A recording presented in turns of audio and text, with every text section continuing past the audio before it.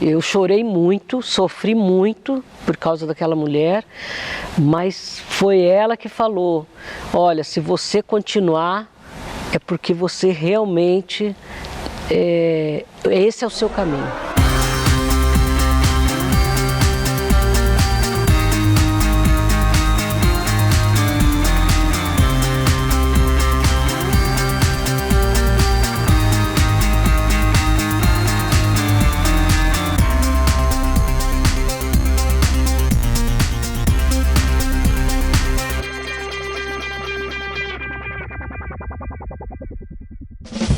O programa Gente em Destaque conversa hoje com Andreia Barros.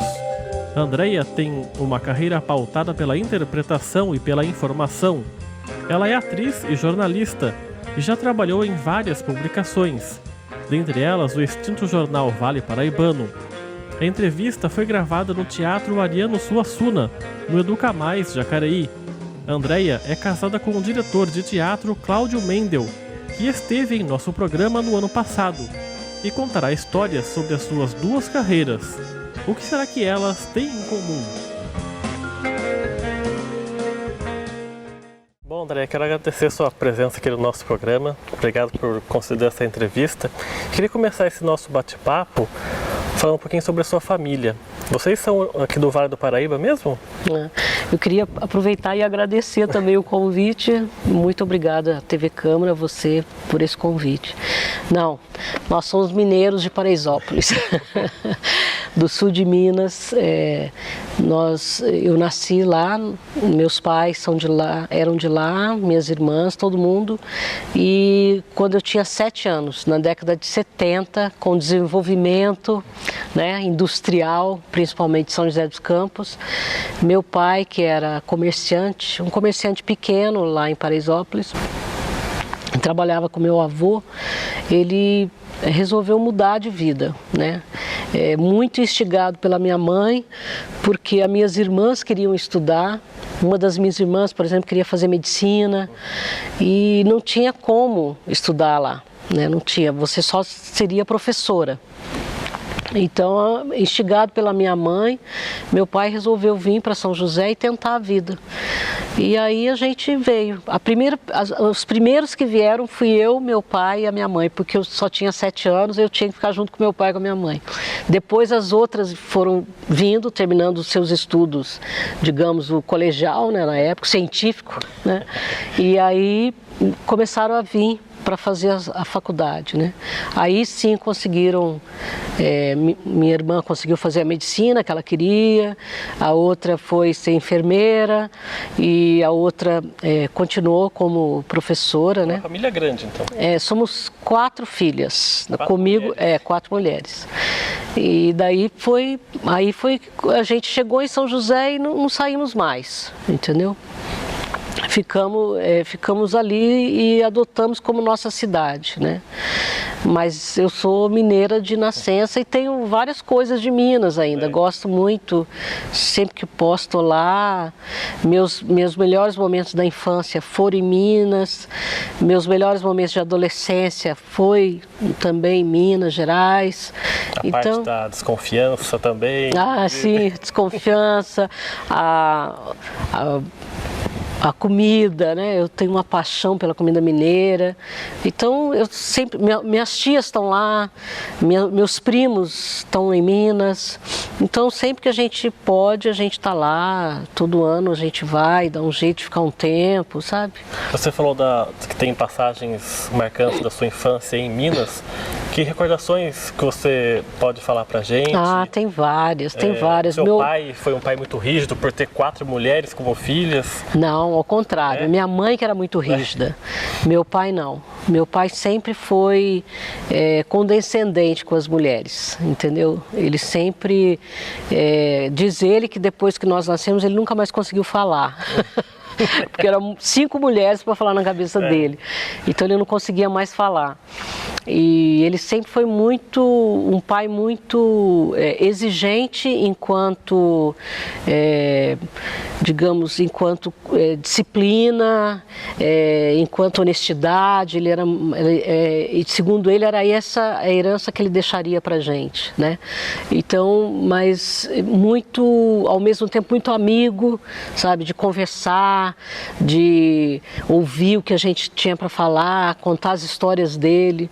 Minha mãe não, minha mãe era mais exigente. Minha mãe sempre foi mais cobradora da gente, aquela que batia, que punha de castigo, sabe? Ele que meio que deixava para ela fazer essas coisas. A parte ruim. Mas ela também foi uma mãezona, assim. Eu morro de saudade dela, né? Minha mãe, nossa, foi assim uma parceirona. Depois que a gente cresce, que tem filho, né? Que a gente vê como a mãe é parceira da gente, né? Antes a gente acha que ela é meio, né? Que ela é muito mãe, mas depois a gente vê que é uma parceirona, né? Então foi mais... Agora, momento lá em Paraíso de infância era muito gostoso, porque era uma rua onde praticamente todos os meus primos moravam naquela rua. Então eu já levantava de pijama, para você ter uma ideia, eu já descia a escada, que meu avô morava numa casa de... sobrado, eu já descia a escada de pijama, já ia para casa da minha tia, que ficava ali na frente, brincar com meu primo, que tinha a mesma idade que eu. E dali já tinha o armazém do meu avô, e o armazém do meu avô vendia, ele entregava arroz, feijão, açúcar para o sul de Minas, né? Ele era tipo um armazém distribuidora. E aí a gente já chegava ali no armazém, já começava a subir nos sacos, já brincava nos sacos, entendeu? Então era assim, foi uma infância deliciosa, eu não tenho o que reclamar. A minha infância em São José foi muito dura, mas a infância em Paraisópolis foi assim, eu tenho recordações maravilhosas, sabe? Você fala a infância dura em São José por conta do seu pai estar se adaptando ainda? Sim, meu pai está adaptando, a minha mãe teve que ajudá-lo, né? Porque ele não tinha, ele tinha um bar e era muito movimento, né? E minha mãe teve que ir trabalhar. Então eu ficava praticamente o dia inteiro trancada dentro de casa. Minha mãe fazia isso, me trancava dentro de casa sozinha e falava: olha, eu venho na hora do almoço, né? Depois, eu venho na hora do jantar, sabe assim? Então eu ficava praticamente o dia inteiro sozinha. E daí ali, até que assim, foi bom, porque foi aí que eu fui atrás da leitura, entendeu, Rodrigo? Porque eu não tinha mais o que fazer. Chegou um momento que a televisão cansa, né? Você fica assistindo televisão, seriado, né? A Feiticeira, não sei o quê. De repente você descobre um Machado de Assis, né? E daí na leitura você vai, viaja, entendeu? E daí na escola... já comecei a ter contato com uma professora de artes que me incentivava na questão do teatro, né, da dança, da música, sabe? Então, assim, aí já começou, mas foi um mundo muito solitário, entendeu? Dessa parte. Foi muito solitário, porque minha mãe ela, por medo mesmo, né, por uma cidade, da adaptação, uma cidade estranha, grande, não conhecer ninguém, então ela não permitia que eu saísse mesmo de casa. Minha saída era para ir para a escola. Saía e voltava para casa e ali eu ficava. Quer dizer, essa veia sua de atriz, de se dedicar às artes, começa na escola? Eu acho que sim. Eu acho que começa porque eu acho que em função dessa solidão, entendeu? Do que eu brincava? Eu brincava sozinha. Eu brincava criando meus personagens. Jeito, né? Eu criava meus personagens, entendeu? Sozinha, eu era uma professora, eu era a mãe, então eu mesma brincava comigo, né? Eu não tinha amigos, entendeu? E como eu tinha amigas na escola, só que na minha casa eu não podia sair da minha casa para ir até a casa delas, entendeu? Assim, é um sacrifício, mas eu até, na época, era um pouco revoltante para mim. Mas hoje eu compreendo a minha mãe, né? Porque levar você exatamente pro bar lá, ou deixar você em casa. Exatamente. E também como que ela ia deixar eu sair sozinha para ir para casa de uma amiga, entendeu? Então hoje eu compreendo isso, né? Mas e aí eu consigo tirar proveito dessa minha infância dura que foi aqui em São José, essa infância solitária que eu tive, né? Mas que para mim foi bom nesse sentido. E essa parte que você falou da revolta fica na adolescência ou não? Você foi uma adolescente rebelde ou não? Não, eu não fui uma adolescente com os pais, não. Eu fui uma adolescente rebelde com a questão de justiça. Eu achei assim, por isso que o teatro mais uma vez me salvou, entendeu? Muito da questão social, né? Porque eu fui estudar num colégio que era um colégio de elite, né? Mas meus pais fizeram questão que eu fosse para esse colégio porque eles queriam me dar um bom estudo. E aí a minha diferença social era muito grande, né? Porque meu pai era, né, nós éramos assim, o dinheiro que a gente tinha pagava a minha escola, né? E ponto final, entendeu? Então eu não tinha, meus colegas viajavam para os Estados Unidos, para a França, não sei o quê, então eu via, né? Mas a revolta não era com eles, não é isso, ao contrário, eles me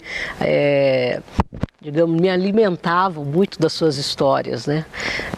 A minha rebeldia, digamos, foi um pouco essa situação do governo, né?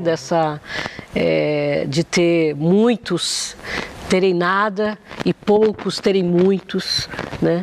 Então, esse tipo de coisa que me deixou um pouco...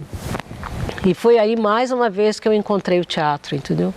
Daí eu comecei a fazer teatro mesmo, na adolescência. Aí de que forma você vai para o teatro? Por convite de algum professor? Foi um grupo de alunos dessa escola que eu estudei, que é o Colégio Olavo Bilac, lá em São José, o antigo, né?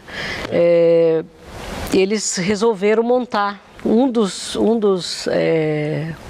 alunos, que é o Mauro Riqueri Pinheiro, ele escreveu um texto.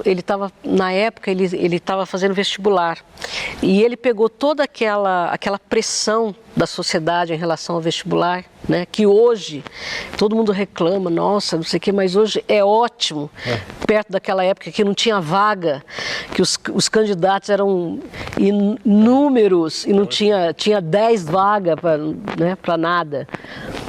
E ele fez um espetáculo, ele escreveu um texto sobre essa pressão do adolescente que precisava ter um futuro, né? Sendo que nós não tínhamos futuro, e tinha que estudar para passar no vestibular, né? E ele queria entrar na USP na época, né? E a USP, imagina, né? Naquela época hoje já imagina naquela época. Era para poucos, né? Para pouquíssimo.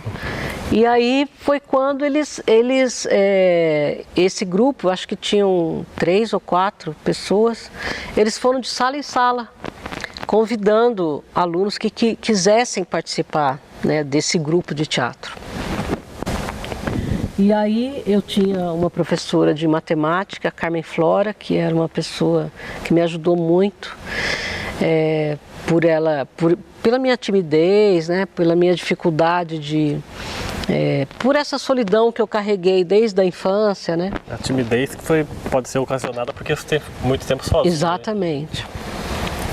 Eu tinha dificuldade de pedir explicação para professor, sabe essas coisas? E aí ela falou assim, André, você tem que fazer teatro. E falou para minha mãe, né? Falou para minha mãe, olha, sua filha tem que fazer teatro, ela tem que fazer alguma coisa, que ela tem que se soltar, né? Sair toda essa timidez, essa dificuldade que ela tem no estudo, ela tem que tirar isso fora. E daí eu fui fazer, e foi aí que realmente eu melhorei na escola, eu consegui a falar tudo aquilo que eu pensava, eu comecei a realmente entender, né, Estudar e conseguir entender e perguntar e conseguir resolver as dificuldades que eu tinha, entendeu? O teatro fez você melhorar em vários campos, né? Foi sim, em termos de amizade, em termos de social, sabe, também intelectual, sabe, desenvolvimento intelectual. E foi aí que e daí esse grupo, ele durou 3 anos. 3 anos? Durou 3 anos na escola. Foi um grupo estudantil mesmo, de teatro estudantil. Só na escola? Só na escola. E a gente conseguiu, assim, os espetáculos lotavam, sabe? A gente pagava a produção na primeira semana de estreia do espetáculo. Olha que maravilha! Isso não existe mais hoje. E a gente pagava a produção só com a venda de ingresso, né? E aí a gente ficava em cartaz na própria escola, no auditório da própria escola. E nesse tempo a gente pagava toda a produção e ainda dava para tomar uma cerveja. Pagava uma pizza para todo mundo. E você, na adolescência, você decide mesmo seguir a carreira de atriz? Porque você também é jornalista. Sim, eu tentei várias vezes. Entendeu? Tentei várias vezes me dedicar só ao jornalismo e não pensar mais como atriz, não pensar mais no teatro. Mas aí o que fazia voltar? Não conseguia.